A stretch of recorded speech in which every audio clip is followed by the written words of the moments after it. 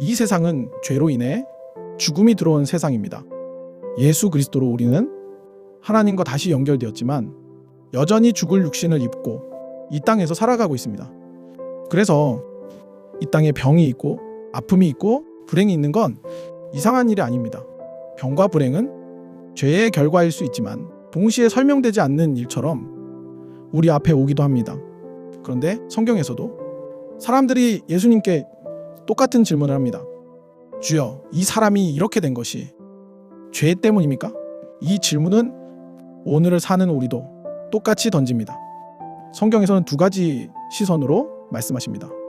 먼저 죄로 인해 병과 불행이 오는 경우가 있다고 말씀하십니다.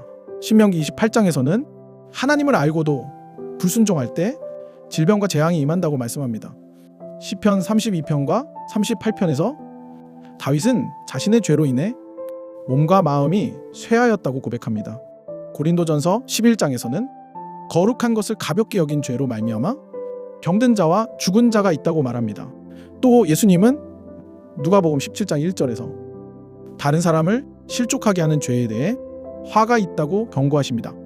성경은 이렇게 죄가 병과 불행으로 이어지는 경우가 있다고 말씀하십니다. 그러나 성경은 동시에 그것이 죄 때문이 아닌 경우도 있다고 말씀하십니다. 사람들이 묻자 예수님은 요한복음 9장에서 이 사람이나 그 부모의 죄 때문이 아니다라고 말씀하십니다. 누가복음 13장에서는 갑작스러운 사고로 죽은 사람들을 두고 그들이 더 죄인이라 생각하느냐? 아니다라고 하십니다. 욥기에서는 의로운 사람이 이유를 알 수 없는 고난을 겪고 하나님은 사람들의 판단을 책망하십니다. 또 전도서 9장에서는 이 세상에 사람의 눈에는 설명되지 않는 일들이 임한다고 말합니다. 성경은 말합니다. 모든 병과 불행이 개인의 죄 때문만은 아니다. 왜 병과 불행에 대해 성경은 다르게 말씀하실까요? 성경이 말하는 병과 불행에는 먼저 구조적인 이유가 있습니다. 이 세상은 죄로 인해 깨어졌고 그 결과로 병과 아픔, 죽음이 존재하는 세계가 되었습니다. 그래서 병과 불행은 누군가 특별히 더 죄를 지어서 생긴 일이 아닐 수 있습니다. 예수님이 말씀하신 것처럼 그 사람이나 그 부모의 죄 때문이 아니다 라고 하신 경우가 여기에 해당합니다. 그러나 성경은 동시에 특정 죄에 대해 하나님이 직접 다루시는 경우도 있다고 말합니다. 하나님을 알고도 고의로 불순종할 때, 거룩을 가볍게 여기거나 다른 사람을 넘어지게 하는 죄를 지속할 때 하나님은 징계와 경고로 개입하십니다. 그 목적은 정죄가 아니라 회개하게 하고 돌이키게 하여 회복으로 이끄는 것입니다.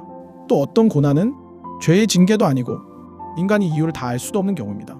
하나님의 뜻, 훈련, 드러남, 시간, 섭리처럼 우리 눈에는 보이지 않는 이유로 허락되는 고난도 있습니다.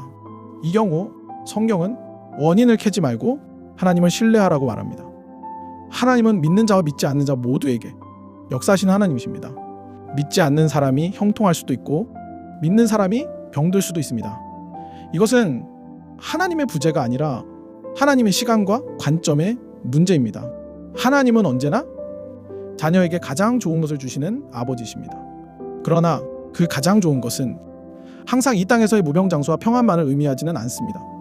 때로는 지금 육신의 죽음이 그 사람에게 가장 유익할 때도 있고 하나님의 관점이 이 땅이 아니라 하나님 나라의 영원한 복락에 있을 때도 있습니다. 그렇다고 해서 하나님이 이 땅의 삶을 가볍게 여기시는 것은 아닙니다. 하나님은 모든 사람이 예수 그리스도를 믿고 구원받기를 원하시며 이 땅에서도 날마다 기뻐하며 평안 가운데 살아가기를 바라시는 분입니다. 그러니 병과 불행 앞에서 먼저 이것부터 바로 잡아야 합니다. 하나님을 오해하지 마십시오.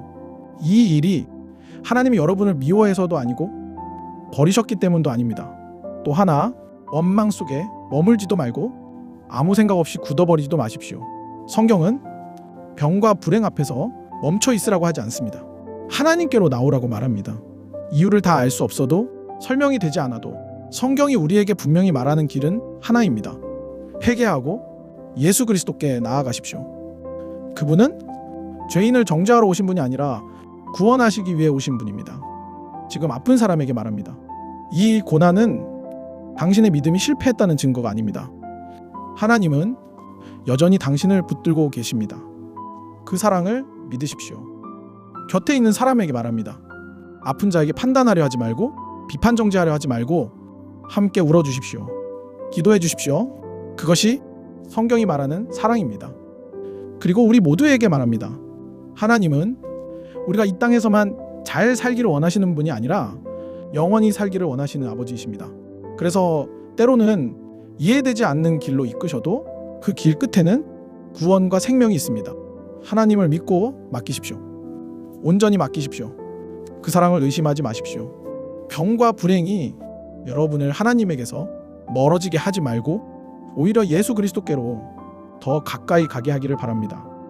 어떠한 고통과 질병과 불행도 영원하지 않습니다. 믿음으로 이겨낼 때 영원한 복락의 삶이 우리를 기다리고 있습니다. 기도와 말씀과 찬양은 우리가 다시 일어설 수 있는 하나님의 힘입니다. 힘내십시오. 하나님의 긍휼하심과 은혜와 도우심이 지금 이 순간부터 영원토록 여러분과 함께 하시기를 축원합니다. 아멘.